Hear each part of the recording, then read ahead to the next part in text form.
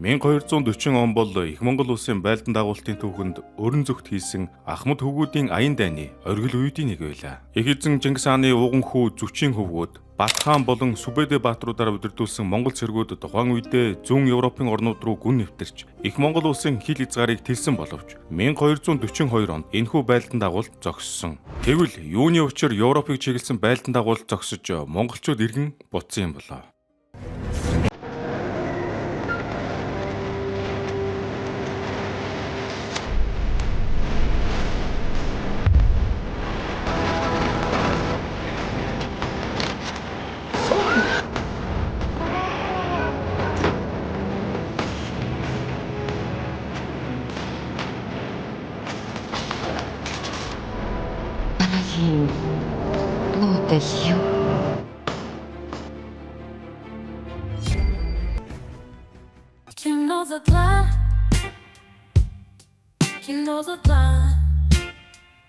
Сайн уу манайхаа. Өнөөдөр та хэдтэй 1242 өрөндийн босгон дээр хэмээх 13 дугаар зууны үеийн Европт өрнүүлсэн монголчуудын байлдан дагуултын талаар өрнөх түүхэн киноны талаар ярьж хөрвөлдөглээ. Өнгөр, Австри, Англи, Австрал болон Монгол улсуудын уран бүтээлчид хийсэн уг бүтээл маань 2025 оны 11-р сард дэлгэснээр гарсан ба сүүлийн үед хийгдсэн Монголын түүхийн талаар өгүүлэх кинонуудын нэг яалтчгүй мөн билээ. 1242 өрөндийн босгон дээр киног Унгарын найруулагч Питер Шоус найруулж, Арн Хорват болон Жойн Лейн хэмээх хоёр эрхэм зохиолыг нь бичээжээ. Киноны гол дүрүүдэд жүжигчин Чомблийн Болд, жүжигчин Бүрв Даваагийн Баттүр, жүжигчин Цэгмэдийн Цэрэн Болд, жүжигчин Батуулдын Барславг, жүжигчин Мишигдөржин Баяр Утолон, жүжигчин Гомын Золбот нар тоглосон ба тэдэнтэй цуг Холливуудын алдарч жүжигчид болох Майкл Айронсей, Рэй Стивенсон, алдарч жүжигчин Жюли Робертс яах, Эрик Робертс болон Английн жүжигчин Жереми Ньюмарк Джонс болон Унгарын жүжигчин Ласло Метре нар тоглосон байдаг. Энэхүү түүхэн уран бүтээлийг Монголын үндэсний компани болох Монгол Сат Network компани хөрөнгө оруулан бүтээлцсэн байна. 1235 онд болсон их хуралдаагаар Өгөөдөө хаан өрн зүгт асар том байлдан дагуултын аян дайн зохион байгуулах шийдвэрийг гаргав. Энэ аян дайн зөвхөн энгийн цэргүүд оролцоо зогсохгүй, Алтан уургийн бараг бүх Ахмад хаан хөвгүүд бичлэн оролцох үүрэг хүлээсэн тул түүхэнд Ахмад хөвгүүдийн аян дайн хэмээн тэмдэглэн үлдэж, уг дайнд Зүчийн хөвгүүд болох Бат, Бэрх, Шибан болон Өгөөдөө хааны хөвгүүд болох Гүйг, Хадаан, Цагаатайн хөвгүүн Байдэр, Цагаатайн ач Бүрийн нар оролцсон ба дэлхийн түүхэнд хамгийн агуу жаншдын нэг Сүбэдэ Баатар удирдан зохион байгуулжээ.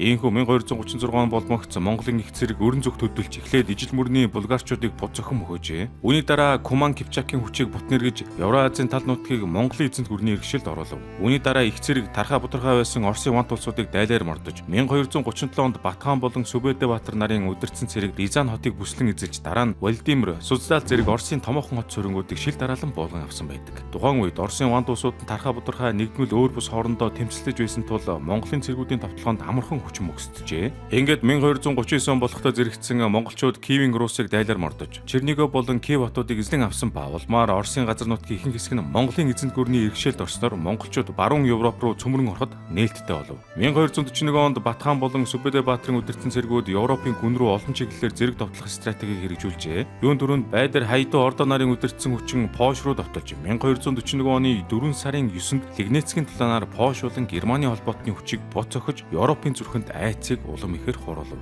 Үүнтэй зэрэгцээд Батхан Сүбэдэ нар 30,000 гаруй цэргээ удирдах Карпатын нурууг даван Унгар руу их товтлогоноо эхлүүлсэн байна. Тухайд Унгарыг удирдах байсан 4-р Бэлэн хаан монголчуудыг зогсоохоор Куманы болон Монголын товтлогоноос дөрвөн ирсэн хүмүүсээр цэрэг босгон хөдөлгсөн ба 4 сарын 10-ны өдөр Шаава голын ирэг дээр түр ирэн зогсож Бэлэн хааны тушаалаар олон зуун тэргийг холбон дугуй хэлбэрийн хамгаалт босгон хуаран байгуулж. Тухайн үед Бэлэн хааны босгосон энэхүү бүслэлт нь Европчуудын эсрэг сайн хамгаалтуулж байсан ч монголчуудын хувьд бол бэлэн олж болж унгарчууд өөрсдийгөө занганд оруулсан хэрэг байв. Ингээд 1241 оны 4 сарын 11-ний өдөр болоход дэлхийн түүхнээ Моохын тулдаан хэмээх тулаан эхэлсэн ба энэ тулдаанаар Европын хувь зээг шийдсэн билээ. Юун түрүүнд Батхан өөрийн хэсэг зэргүүдээ Шаава голын гүрлүү довтлуулж, унгарчуудын гол хүчийг өөртөө татаж байх зуур Сүбэдэ Баатрын удирдсан цэргүүд голын доод хэсгээр гүйтэн усыг гатлан гарч, унгарчуудын хойноос хурж ирснээр Монголын цэргүүд давуу байдлыг гартаа авав. Зарим их сурвалжид үгүйснээр монголчууд Моохын тулаанд Хятадын байлдан дагуултаас олж авсан чулуу шидэгч болон дард зэвсүүдийг ашигласан байж магадгүй мэн дүрцэн байдаг. Удалгүй Унгарын арим ухарч тэргэн хамгаалт руугаа яван орсон ба Монголын цэргүүд чуг байдлыг ашиглан унгарчуудыг бүрэн бүсэж авсан ба зөвхөн нэг хэсгийг нь л зориуд нээлттэй орхин тэрхүү хэсгээр зогтгосон Унгарын цэргүүдийг хүс тэмтрэн хайжээ. Улааны төгсгөл 4-р Бэлэн хаан ахын хамтаар зогтож чадсан ч Унгарын арим үндсэндээ сүрч монголчууд баруун Европ руу цөмрөн ороход эсэргүүцэх хүчин үгүй болсон юм. Монголын тулааны ялтын дараагаар Монголын цэргүүд Унгарын тал нутгийг бүгдд нь эзэж цаашлаад ариун Ромын эзэнт гүрэн рүү дайрах нөхцөл бүрдэн монголчууд Атлантын талд хүрэх боломж нээгдсэн байлаа. Гэсэн ч 1241 оны сүүлээр Өгөөдөө хаан таалт өгсөн бөгөөд дараачин хааныг тодруулах шаардлага гарч ирсэн ажээ. Тэгсэн хэдий ч Өгөөдөө хаан таалт өгсөн тухай мэдээ Бат хаанд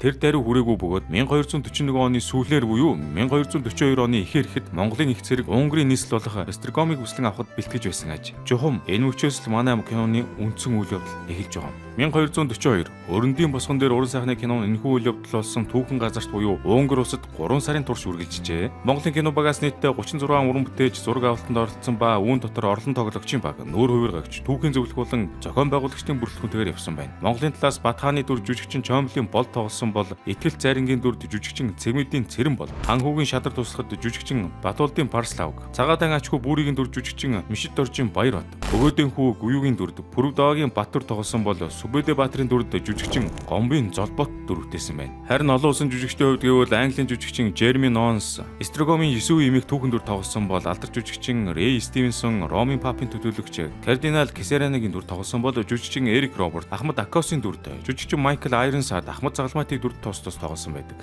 Харамсалтай нь Кардиналын дүр тоглосон жүжигчин Рэй Стивенсон киноны нээлт болохоос өмнө 2023 онд зурдаар нас орсон ба 1242 Өрөндийн босгон дээр кино бол түүний бүтээсэн сүүлийн дүр байсан аж. Хэдийгээр бүтээлийг Унгар найруулагч Питер Шош найруулсан боловч Бат хааны дүр тоглосон жүжигчин бол зургийн талбай дээр дүрийнхээ тоглолтоор бус жүжигчтэй өдөртөн тоглож авчээ. Нэг сонирхолтой баримт хэлэхэд жүжигчин бол кинон дээр дээд тэнгэрүүдтэй харьцдаг хэсэг дээр кино группийн хүмүүстэй надад дал болоод өгөө гэж байгаад Унгараас дал олуулсан бөгөөд Монголын талын жүжигчдийн ур чадварыг бусд орныхан бол маш өндрөөр үнэлсэн байна. Зүчийн ууган хүү Бат хааны хувьд тэнгэр шүтлэгтэй хүн байсан бөгөөд өөрөө онгод тэнгэрүүдтэйгээ харьцдаг хүн байсан гэж тэмдэглэгдэн үлдсэн байдаг. Дээрээс нь зураг авалтын үеэр сүүлийн 10-аад жил цас ороогүй газар гинт цас орж кино багийнхныг үнэхээр их гайхшруулсан бөгөөд ёстой л тэнгэрийн төхөө гэдэг шиг гинтийн үйл явдал болсон аж. Киноны нийт төсөв нь 16 сая доллар болсон бөгөөд Монгол талаас нь продюсераар Монголсат Networks компани ажилласан ба Солонгос, Япон, Казахстан, Кыргызстан болон Монгол улсуудад гарах эрхээ албан ёсоор авсан байна. Энэхүү бүтээлд олон улсын 10 гаруй томоохон чанартай уран бүтээл ажилласан туршлагатай Наранбаатар ахлагчтай, Монгол стант ордон тоглогчдын баг болон циркийн эмээх тодтолтой иш цогтхүү ахлагчтай хам Монгол морин ордон тоглогчдын багууд хамтран киноны гол хэсгүүдийг үзүүлж. Хувц зэрэгслийн хувьд 1242 Өрөндийн зам дээр киноны зураг авалтын турш Монголын талын дизайнер нь 100 төрлийн иж бүрэн хувцсыг газар дээр нь ойж угарлсан байна. Монгол Costumes компанийн дизайнер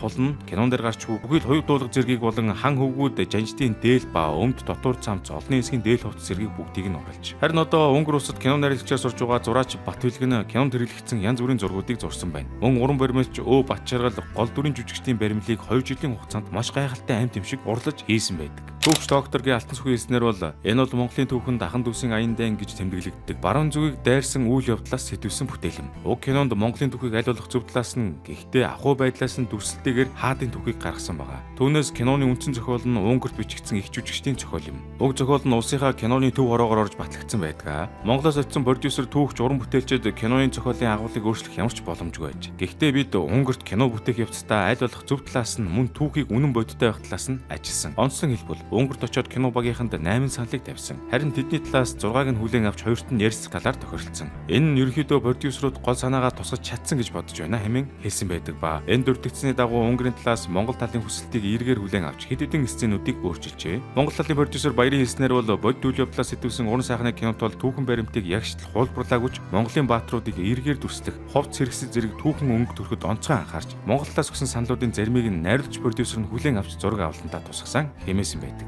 1242 Өрөндийн босгон дээр уран сайхны кино бол олон улсын уран бүтээлчдийн хамтарч хийсэн тун чанартай Монголын түүхийн талаарх бүтээл бөгөөд маш олон хүмүүсийн хүч хөдөлмөрөөр бий болсон кино билээ. Тиймээс одоо хэдүүлээ киноны үйл явдал руу орцгоё. За өмнөх хэсэгт өрдөж байсны дагуу кино маань 1242 онд эхэлдэг. Бат хаан болон Сүбэдэ Баатруудын үдирсэн цэргүүд 1241 онд Мохийн тулалдаанд ялалт байгуулсны дараагаар баруун Европ руу цөмрөн ороход Унгарын Эстрогомын цайз тэдний хөлд хөндөсөж байсан юм. Гэвч тухайд Өгөөдөө хаан таал төгсөн байсныг Бат хаан хараахан мэдээгүй байсан ба Монгол цэргүүд хотыг амжилттай эзэлж цайзыг бүсэж авахд бэлтгээд байсан цаг үе юм. Монголчууд цайзыг давтлахаар зэхэж байх зуур Ромын папын төлөөлөгч болох Кардинал Кесараны Эстрогомын цайзд хурж ирэн цайзын хамгаалагчтай уулзсан ба Ромын папын цэргийн тусламжийн талаар асуухад кардинал хариуд нь унгарчуудыг монголчуудад бууж өгөх хэрэгтэй хэмээн хэлв. Кардиналын бодлоор бол Эстрогомын цайз нь монголчуудын дайралтыг тэсэж чадахгүй гэж үзсэн ба ийм учраас унгарчуудыг бууж өгөхийг ятгсан тэр байж. За энэ зуур Бат хаан нэгүн зайранд бараалхаж онгод тэнгэрүүдээс нь хэл мэдээ байхгүй талаар уламжлахад Бат хаан их тахилга үйлдэхийг тушаан Унгарын хаан хаа байгааг онгод тэнгэрүүдээс асуухыг хүсв. Үүний дараагийн хэсэг гарахад Монгол нутгаас элчээрэн Өвөөдөө хааныг таалд төгснгийг Батхан Сүбэдэ Баатар болон бус хаан хүүгүүдэд уламжлан айлтгадаг ба Монгол төрийн уламжлалын дагуу их хаан таалд төгсгөд Алтан уургийн бүхий л ноёд таад чуулж дараагийн их хааныг тодруулах ёстой байдаг тул Батхан уг хуралдад оролцоолжээ. Гэсэн ч Батхан их хааны зарилгын дагуу Европын аян дайнаас буцахгүй байхаар шийдэж Сүбэдэ Баатараар дамжуулан өөрийн цагаан тугийг илгээхээр болов. Үүнээс болж Батхан Өвөөдөө хааны хөвөн буюугтэй эвдрэлцэн хожим нь буюуг болон Батханы зөрчил хурцтаж өөр хоорондоо дайтахад хүрсэн байдаг. Гэхдээ тэр бол арай өөр түүх учир хэдүүлээ иргэн кинонд орцгоё. Ийхүү дараагийн хэсэг гарахад Сүбэдэ Баатар Батханы цагаан тугийг аван Монгол нутгийн зүг хөдөлдөг ба Батхан стержийн цайзыг бүслэн авах ажлыг гүйцэтгүүлэхээр үлдэв. Маргааш өглөө нь болоход Батхан цэргүүдтэй бар жилийн шинэ нэгэн тохиож буй учир цагаан сарыг тэмдэглэх зарлиг буулгаснаар олон хүмүүсийн гайхширлыг төрүүллээ. Ийм зарлиг сонссны дараагаар цагаадан ачхүү бүрий болон гуюг нар Батханы зарлигийг шүүмжлэн ярилцаж байдаг ба их хаан таалд төгсөн байхад юун цагаан сар хийв хэмээн ярилцаа сууж байв. Харин нөгөө талд Батхан хас эмээх дайчнаар дамжуулан стержийн цайз дахь унгарчуудад хил хөргүүлж бууж өгөхийг шаарддаг ба кардиналч Батханы хүсэлтийг үл гүйцэж чадна хэмээн дамжуулв. Ингээд үзэгд солигдоход